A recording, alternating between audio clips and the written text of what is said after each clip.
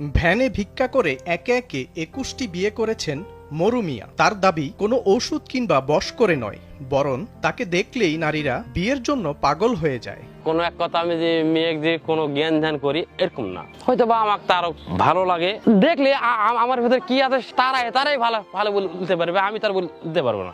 নওগাঁর মান্দা উপজেলার মরু মিয়া মাত্র ৩৫ বছর বয়সে ২১টি বিয়ে করে এলাকায় হইচই ফেলে দিয়েছেন। তবে সব বউয়ের নাম মনে রাখতে না পারলেও মুখস্থ রেখেছেন ৮ জন বউয়ের নাম। এদের মধ্যে একাধিক বউ নিয়ে একই ঘরে সংসার করছেন মরু মিয়া।